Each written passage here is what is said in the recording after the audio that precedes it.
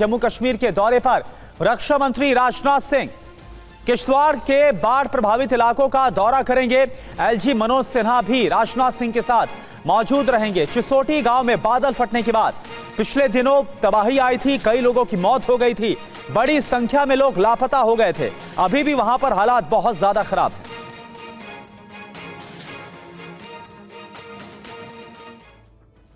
और वहीं उत्तराखंड की बात की जाए तो यहां पर धराली से लेकर थराली तक आपदा कम होने का नाम नहीं ले रही। आशंका है कि कुदरत का कहर जारी रहा तो हर्षिल का नामो निशान ही मिट जाएगा। सड़क किनारे ट्रक धंसा पड़ा है, रास्ते बंद हो गए हैं, कई जगहों पर सड़क पूरी तरह से कट गई है। पानी के सोते कब भयंकर रूप ले लेंगे कहा नहीं जा सकता। ये डरावनी तस्वीरें उत्तराखंड के चमोली की हैं, जहां थराली में बादल फटने से भारी नुकसान हुआ है। थराली के पास बसे हर्षिल पर खतरा अब भी मंडरा रहा है। पहाड़ की गोद में बसे हर्षिल में चारों ओर प्राकृतिक खूबसूरती है, सेब के बगीचे हैं, पर्यटन पहचान है, लेकिन अब इसके अस्तित्व का ही खतरा मंडरा रहा है। ये जो ज़मीन, जो सॉफ्ट ज़मीन जो बनी है, तो ये किसी प्रक्रिया के थ्रू बनी होगी और वो प्रक्रिया दोबारा भी हो सकती है। अगर वो दोबारा होगी तो उसके दुष्परिणाम होंगे। इसको बुजुर्ग लोग बताते हैं कि यहाँ पहले बाढ़ आया था, यहाँ भी छोटे मोटे मकाने थे यहाँ पर, है ना, ये नदी किनारे, तो उन्होंने इसको छोड़ दिया, मुँह वाला जमीन था। उत्तराखंड के थराली में आपदा अब भी नहीं थमी है। जिला प्रशासन राहत और बचाव कार्य में जुटा है। सड़कों पर बड़े बोल्डर अब भी पड़े हैं। देख सकते हैं कि सड़कें किस तरह से टूटी पड़ी हैं। चमोली के डीएम समेत आपदा विभाग के अधिकारी हालात पर नजर रख रहे हैं। कई जगहों पर पेड़ भी गिरे पड़े हैं, जिन्हें हटाया जा रहा है। थराली के ऊपरी क्षेत्र में भारी बारिश के कारण मलबा और बोल्डर नीचे आ गए हैं, मकान गिरे पड़े हैं। बादल फटने के बाद चिसोटी गांव पूरी तरह से बिखर गया है। तबाही की ये तस्वीरें भयावह हैं। आज केंद्रीय मंत्री राजनाथ सिंह यहां का दौरा करेंगे। बादल फटने के बाद पहाड़ से उतरती ये तबाही, ये तस्वीरें जम्मू कश्मीर के किश्तवाड़ की हैं, जहां फिर से बादल फटा है।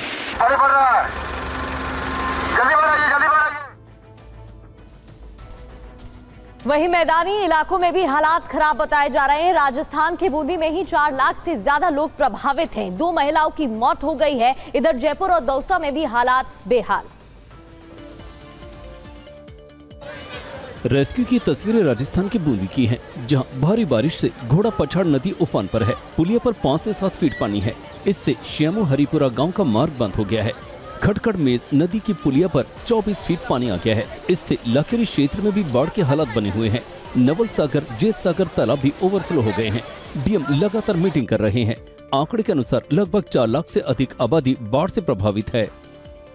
जयपुर के आमिर महल की दिले आराम बाग की तस्वीरें हैं, जिसकी करीब 200 फीट लंबी दीवार भारी बारिश के बाद गिर गई। तेज धमाके के साथ गिरी इस दीवार की चपेट में आने से 2 मोटरसाइकिलें टूट गई। गनीमत रही कि आसपास कोई मौजूद नहीं था, जिससे बड़ा हादसा टल गया। मूसलाधार बारिश की तस्वीरें दौसा की हैं, जहां भारी बारिश के बाद सड़कों पर पानी भर गया है। दौसा का थाना हो या एसपी कार्यालय, दोनों जगहों पर पानी ही पानी है। कार्यालय के बाहर ही नहीं, अंदर भी पानी घुस गया है। इधर दौसा और लालसोट की सड़कों का हाल देखिए, कारें पानी के बीच से कैसे गुजर रही हैं। बाइक सवारों को भी काफी दिक्कतें हो रही हैं। आम लोगों की मुश्किलों का कहना ही क्या। और वहीं सवाई माधोपुर की बात की जाए तो यहां पर बीते 4 दिनों से लगातार भारी बारिश का दौर जारी है और एनडीआरएफ की टीम जो यहां पर राहत और बचाव कार्य के लिए पहुंची हुई थी, उसकी टीम भी हादसे का शिकार हो गई। देखिए आप।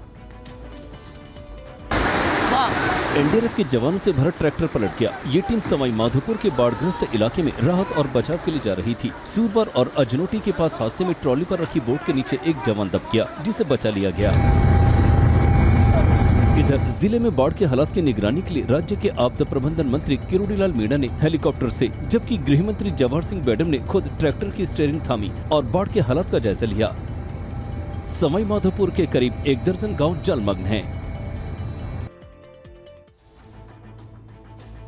और पीएम मोदी बोले जल्द बाजार में आएगी मेड इन इंडिया चिप। इस साल के अंत तक भारतीय चिप बाजार में आ जाएगी। प्रधानमंत्री ने कहा कि भारत में सेमी कंडक्टर का निर्माण 50-60 साल पहले ही शुरू हो सकता है। 6G पर भी तेजी से काम कर रही है सरकार। तो पीएम ने कहा कि भारत में सेमीकंडक्टर का निर्माण 50-60 साल पहले शुरू हो सकता था।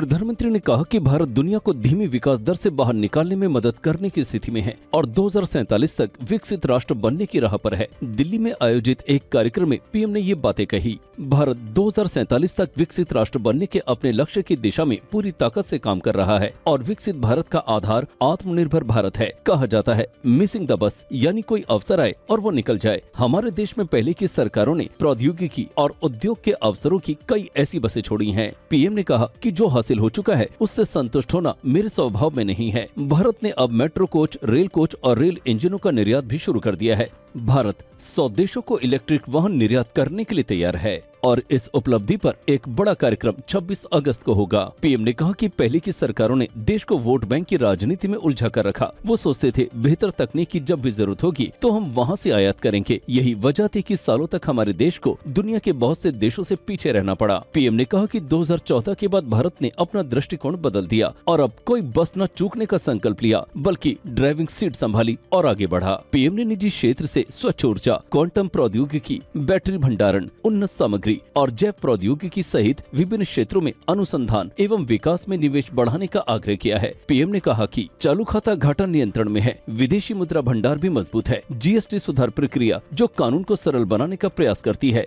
इस दिवाली से पहले पूरी हो जाएगी, जिससे कीमतें कम हो जाएंगी। और अब खबर बिहार से है, जहां पर बिहार में के दरभंगा में सांसद शांभवी के खिलाफ जो नारेबाजी हुई, इसके बाद जो बिहार में मंत्री हैं अशोक चौधरी वो भड़क गए। देखिए आप खबर।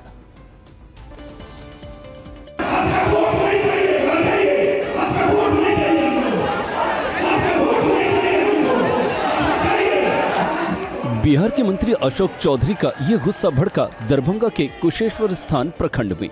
मौका था सत्ती घाट के हाई स्कूल आयोजित जनसंवाद का, जिसमें कुछ लोगों ने तख्तियों के साथ अशोक चौधरी की बेटी और सांसद शांभवी वापस जाओ के नारे लगाए।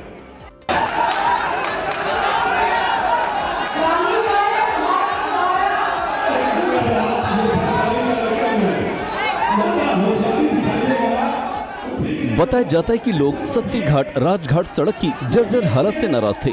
शांभवी संबोधन के लिए पहुंची। इस दौरान नारेबाजी शुरू हो गई।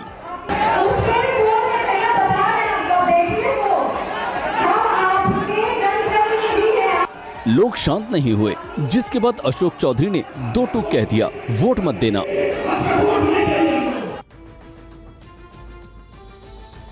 और बिहार के सासाराम में पुलिस एनकाउंटर में 2 अपराधी घायल हो गए। पुलिस ने बदमाशों के कब्जे से एक शिक्षक को मुक्त करा लिया है। एनकाउंटर का ये पूरा मामला एक शिक्षक के अपहरण से जुड़ा हुआ है। पुलिस को सूचना मिली थी कि शिक्षक दिलीप कुमार का अपहरण कर बदमाशों ने सासाराम के तकिया बाजार के एक मकान में छुपाया हुआ है। पुलिस की टीम जब वहां पहुंची तो अपराधियों ने फायरिंग कर दी। इसके बाद पुलिस ने जवाबी कार्रवाई करते हुए प्रभात उर्फ सोनू गुप्ता और सुरेश राम को घायल कर दिया। पुलिस ने बदमाशों के कब्जे से शिक्षक दिलीप कुमार को मुक्त कर लिया। पुलिस ने अब तक 7 अपराधियों को गिरफ्तार किया है। बदमाशों के पास से कई हथियार भी बरामद हुए हैं। और देखिए एक अहम खबर, बिहार के अररिया में आज राहुल गांधी की प्रेस कॉन्फ्रेंस होगी। तेजस्वी यादव के साथ करेंगे प्रेस कॉन्फ्रेंस। आज पूर्णिया से अररिया पहुंचेगी वोटर अधिकार यात्रा। बिहार एसआईआर के खिलाफ राहुल गांधी की प्रेस कॉन्फ्रेंस। और इन सब के बीच कल कटिहार में नेता प्रतिपक्ष तेजस्वी यादव के विवादित पोस्ट पर एफआईआर होने से वो भड़क उठे। वहीं राहुल गांधी ने भी विपक्ष पर हमला किया। ये रिपोर्ट आप देखिए। वोट चोर, वोट चोर, वोट चोर, वोट चोर। अब शाम को टीवी देखना, ये नारा नहीं दिखेगा, कहीं नहीं दिखेगा, ये भीड़ नहीं दिखेगी, क्योंकि ये गरीबों की भीड़ है, मजदूरों की भीड़ है, किसानों की भीड़ है। बिहार के सीमांचल में वोट अधिकार यात्रा के दौरान राहुल गांधी ने एनडीए पर वार किए। राहुल ने कटिहार में मछली और मखाना उत्पादकों से मुलाकात की, खेतों में भी गए, मखाना उत्पादकों से भी मिले। राहुल के साथ रैली में तेजस्वी यादव भी साथ साथ चल रहे हैं। इस दौरान कटिहार में एक जनसभा को संबोधित करते हुए तेजस्वी ने एक विवादित पोस्ट को लेकर महाराष्ट्र के गढ़चिरौली जिले में एफआईआर दर्ज किए जाने पर बीजेपी को चुनौती दी। हम पे अगर एफआईआर हुआ है तो हम लोग डरने वाले नहीं। मोदी जी कान खुल के सुनिए, जुमले की दुकान नहीं, आप तो सुपरमार्केट है। अरे हिम्मत है तो हर देश के हर थाने में तेजस्वी पर मुकदमा करो। तेजस्वी बिहार का लड़का है, डरने वाला नहीं है। एक बिहारी सब पर भारी। इस यात्रा के साथ ही वोट अधिकार यात्रा का पहला हफ्ता पूरा हो चुका है। दूसरे और आखिरी हफ्ते में ये यात्रा सुपौल, मधुबनी, दरभंगा, मुजफ्फरपुर, सीतामढ़ी, चंपारण, गोपालगंज, सिवान, छपरा होते हुए आरा में खत्म होगी और 1 सितंबर को पटना के गांधी मैदान में बड़ी रैली होगी। यात्रा के आखिरी चरण में 26 अगस्त को प्रियंका गांधी, 27 अगस्त को स्टालिन, 29 अगस्त को कर्नाटक के सीएम सिद्धारमैया और 30 अगस्त को अखिलेश यादव यात्रा में शामिल होंगे। बढ़ते आगे, मध्य प्रदेश के अशोकनगर में करंट लगने से एक युवक की मौत हो गई, जिसके 4 घंटे तक प्रदर्शनकारी प्रदर्शन करते रहे, अपनी मांगों पर अड़े रहे। परिजनों का कहना है अस्पताल पर लापरवाही का आरोप लगाते हुए कि जब तक सुनवाई नहीं होगी तब तक प्रदर्शन जारी रहेगा। लोग अपने हाथों में एक शव को उठाए हैं, बेतहाशा दौड़ रहे हैं, सड़क पर भागे जा रहे हैं। पब्लिक के साथ पुलिस भी भाग रही है। कभी पुलिस आगे होती है, कभी पब्लिक आगे निकल जाती है। भागम भाग वाली ये तस्वीरें एमपी के अशोकनगर की हैं। बताया जाता है कि 18 साल के युवक नीरज अहिरवार को करंट लग गया था। कीचड़ भरे रास्ते में उसे लोगों ने इलाज के लिए अस्पताल पहुंचाया। परिजनों का आरोप है कि करीब 1.5 घंटे तक किसी डॉक्टर ने नीरज को नहीं देखा और समय पर इलाज नहीं मिलने पर उसने दम तोड़ दिया। इसके बाद परिजनों का गुस्सा फूट पड़ा। परिजन शव को कंधे पर रखकर अस्पताल से कलेक्टर तक दौड़ लगाते हुए पहुंचे। इस दौरान पुलिस के सामने भी अजीबोगरीब स्थिति हो गई, वो भी करीब 4 घंटे तक हंगामे के साथ रही। परिजनों ने कलेक्ट्रेट गेट पर धरना दिया और डॉक्टर के खिलाफ कार्रवाई की मांग की। आरोप है कि बिजली विभाग की लापरवाही की वजह से युवक की जान गई। आखिरकार एसडीएम और पुलिस ने सख्ती के साथ शव को कब्जे में लिया और लोगों को कार्रवाई का आश्वासन दिया है। ईडी ने सट्टेबाजी और ऑनलाइन गेमिंग रैकेट का भंडाफोड़ किया है। मामले में गंगटोक से कर्नाटक के विधायक को गिरफ्तार किया गया। सोर्सेस के मुताबिक ईडी की टीमों ने एक साथ 31 जगहों पर छापेमारी की। करोड़ों की रकम, सोने चांदी के जेवरात, लग्जरी गाड़ियां, ये सब बेंगलुरु की प्रवर्तन निदेशालय की टीम ने जब्त किए हैं।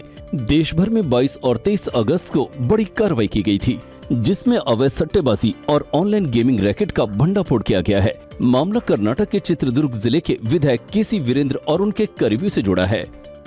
जांच में सामने आया है कि विधायक वीरेंद्र कई ऑनलाइन बेटिंग साइट्स चला रहे थे। विधायक के भाई केसी थिप्पास्वामी दुबई से 3 कंपनियों के जरिए धंधा संभाल रहे थे। वहीं एक और भाई केसी नागराज और उनके बेटे पृथ्वी एन राज भी इस काम में शामिल बताए जा रहे हैं।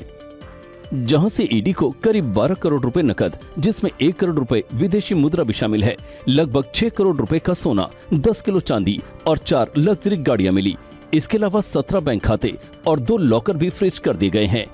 जानकारी के मुताबिक हाल ही में वीरेंद्र अपने साथियों के साथ गंगटोक भी गए थे, जहां पर वे एक लैंड कैसीनो लीज पर लेने की कोशिश कर रहे थे। इसी दौरान ईडी ने उन्हें गंगटोक से गिरफ्तार किया। दिल्ली मेरठ एक्सप्रेसवे पर दर्दनाक हादसा हुआ। एक कार ने ड्यूटी पर तैनात ट्रैफिक पुलिसकर्मी को टक्कर मार दी। उसकी हालत गंभीर है। तस्वीरें आपको विचलित कर सकती हैं।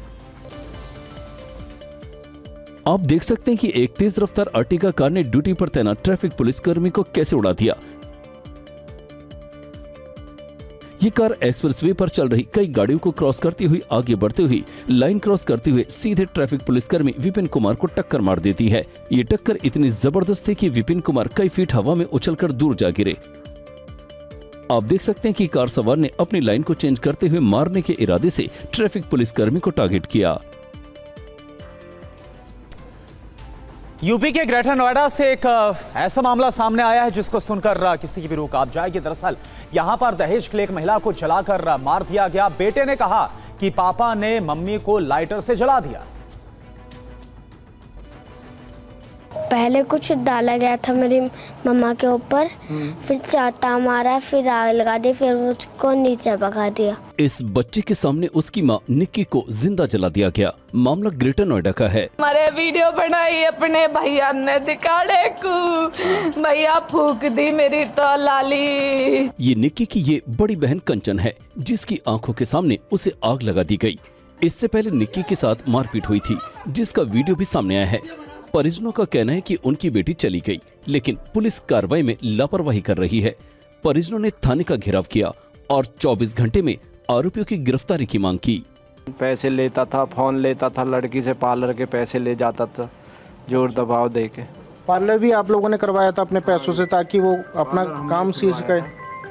पार्लर के काम में सारा पैसा मैंने दिया था बिटिया को। लड़की आती थी उनके साथ मार पिटाई बदतमीजी करना। 2016 दिसंबर में निक्की के विपिन से भारी भरकम दहेज देकर शादी हुई थी। कंचन का कहना है कि 35 लाख रुपए दहेज को लेकर प्रताड़ित किया जा रहा था। करीब 10 दिनों से मारपीट और प्रताड़ना बढ़ गई थी। आरोप है कि निक्की को सास, देवर, पति ने दहेज की खातिर उसे जलाकर मार डाला। बताया जाता है कि विपिन से निक्की का झगड़ा दूसरी लड़कियों से उसके अवैध संबंध को लेकर होता था। इसका एक वीडियो भी कंचन ने दिखाया। ये देखो, इसमें पकड़ा है लड़की के साथ व्हाइट कलर का दुपट्टा ओढ़ रखा है लड़की ने। मेरी बहन को इसलिए ही मारता था या कैसे पता चल जा मैं नई नई लड़की के गैल घूमू, नई नई जगह ले जाकर। अगली खबर यूपी के संभल से है, जहां सदर कोतवाली के एक शिव मंदिर से साईं बाबा की प्रतिमा हटाए जाने का फैसला किया गया है। रिपोर्ट देखिए। यूपी के संभल के सदर कोतवाली इलाके का ये शिव मंदिर है, जहां स्थापित साईं बाबा की प्रतिमा को हटाया जाएगा। उनकी जगह भगवान गणेश की मूर्ति स्थापित होगी। लोगों का कहना है कि साईं बाबा का संत समाज से कोई वास्ता नहीं और उन्हें चांद मियां के नाम से जाना जाता था। सनातन धर्म में इनका कोई स्थान नहीं है, शास्त्रों में, वेदों में, पुराणों में कोई इनका स्थान नहीं है, तो मंदिर में भी नहीं होना चाहिए। बताया जाता है कि 1992 में स्थापित शिव मंदिर 2011 में साईं बाबा की मूर्ति रखी गई थी।